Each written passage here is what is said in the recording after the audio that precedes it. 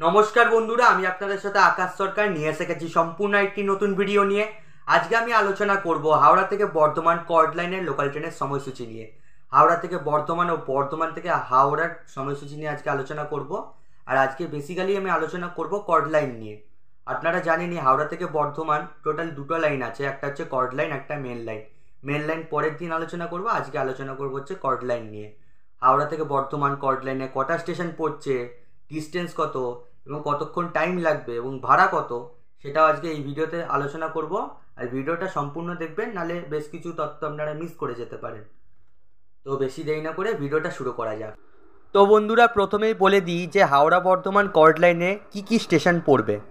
তো প্রথম স্টেশন তো হাওড়া, যেখান থেকে অরিজিনেশন, যেখান থেকে ট্রেন স্টার্ট হচ্ছে। তার পরবর্তী স্টেশন পড়বে হচ্ছে লিলুয়া। তারপরে স্টেশন হচ্ছে বেলুর। তারপরে পড়বে হচ্ছে বালি। বালি থেকে আপনার কর্ড লাইন আর মেন লাইন আলাদা হয়ে গেল। তারপর কর্ড লাইনের প্রথম স্টেশন মানে বালি থেকে আলাদা হওয়ার পর প্রপার কর্ড লাইনের পরবর্তী স্টেশন হচ্ছে বেলানগর। তারপর হচ্ছে ডানকুনি জংশন। তারপর আছে আপনার গোবরা। তারপর জনাই রোড। তারপর বেগমপুর। তারপর হচ্ছে বারুইপাড়া। তারপর মির্জাপুর বাকিপুর। তারপর বলরামবাটি। তারপর কামারকুণ্ডু। তারপর মধুসূদনপুর। তারপর পড়ছে হচ্ছে চন্দনপুর। তারপর পোড়াবাজার। তারপর হচ্ছে বেলমুড়ি। তারপর ধনিয়াখালি হল্ট। তারপর পড়ছে সিবাইচণ্ডী। তারপর পড়ছে হাজিগড়। তারপর পড়ছে গুড়াপ। তারপর হচ্ছে ঝাপানডাঙ্গা। তারপর জৌগ্রাম। তারপর নবগ্রাম। তারপর মশাগ্রাম। তারপর চাচাই। তারপর হচ্ছে পাল্লা রোড। তারপর শক্তিগড়। বন্ধুরা, শক্তিগড়ে কর্ড লাইন আর মেন লাইনটা আবার এক হয়ে যাচ্ছে। তারপর পড়ছে গাংপুর। আর তারপর আমাদের ডেস্টিনেশন মানে কর্ড লাইন মানে বর্ধমান লোকালের ডেস্টিনেশন বর্ধমান জংশন আসছে। তো বন্ধুরা, আমরা সময়সূচিটা খুলে নিয়েছি হাওড়া বর্ধমান কর্ড লাইনের সময়সূচি। আর আপনারা দেখতে পাচ্ছেন যে এখানে হাওড়া থেকে চাচাই দেখাচ্ছে। অ্যাকচুয়ালি হাওড়া থেকে বর্ধমান লিখলে আমাকে mail line, chord line plus express ট্রেনের সময়সূচি সব একসঙ্গে দেখিয়ে দিত, কিন্তু আজকে আমরা আলোচনা করব কর্ড লাইনের সময়সূচি নিয়ে।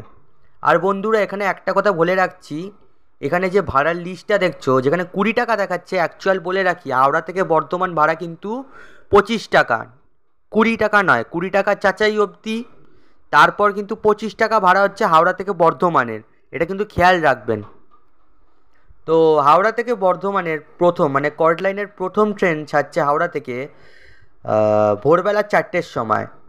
তারপরের ট্রেন ছাড়ছে ভোরবেলা 4:55 সময়। তারপরের ট্রেন ছাড়ছে সকালবেলা 6:10। তারপরের ট্রেন 7:08 ছাড়ছে সকালবেলা। তারপরের ট্রেন 8:25 হাওড়া থেকে ছাড়ছে। তারপরের ট্রেন সকাল 9:30 সময় ছাড়ছে। তারপরের ট্রেন 10:17 ছাড়ছে বন্ধুরা। এবং তারপরের ট্রেন ঠিক তার 2 ঘন্টা পর, প্রায় 2 ঘন্টা পর 12:05 হাওড়া স্টেশন থেকে ছাড়ছে। তারপরের ট্রেন ছাড়ছে হচ্ছে 1:27।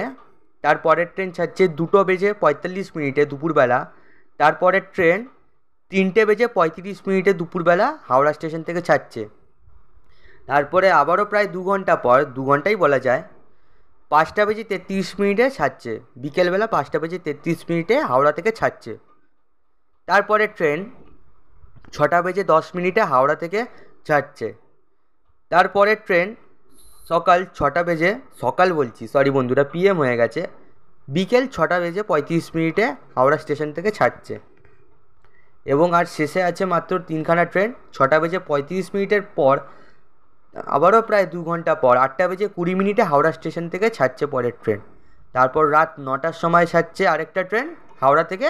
তারপর লাস্ট ট্রেন, কর্ড লাইনের লাস্ট ট্রেন রাত 10:10 আপনার হাওড়া স্টেশন থেকে ছাড়ছে।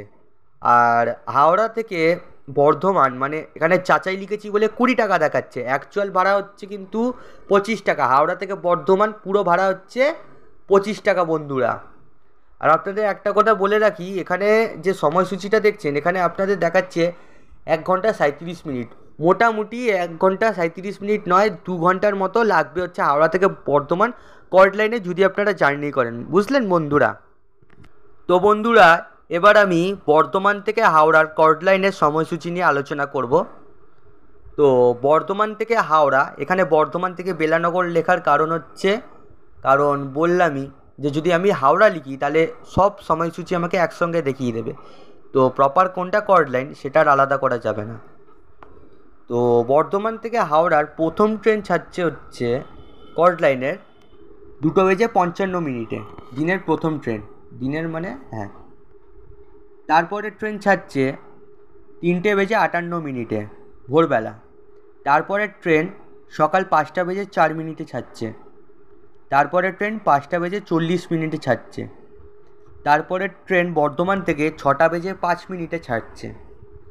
তারপরে ট্রেন 6:48 বর্ধমান স্টেশন থেকে ছাড়ছে।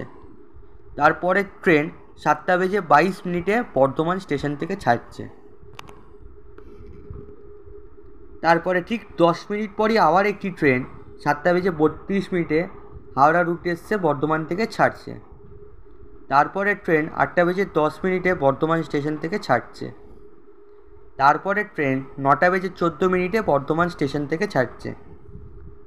তারপরে ট্রেন 10:05 বর্ধমান স্টেশন থেকে ছাড়ছে।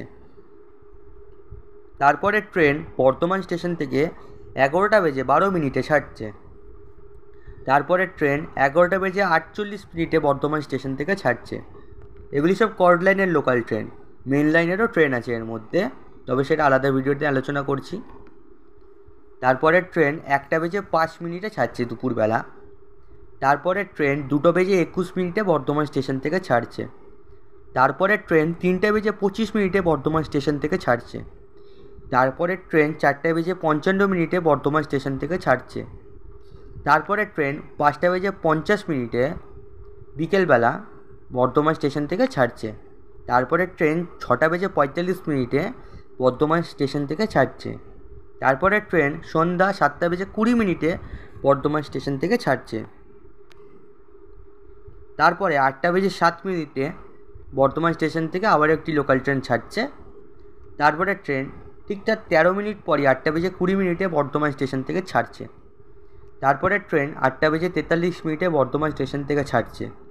তারপরে দিনের শেষের ট্রেন মানে রাতের বেলার ট্রেন, লাস্ট ট্রেন কর্ড লাইনের হাওড়ার উদ্দেশ্যে রাত 10:10 ছাড়ছে। আর এরপর কোনো ট্রেন নেই।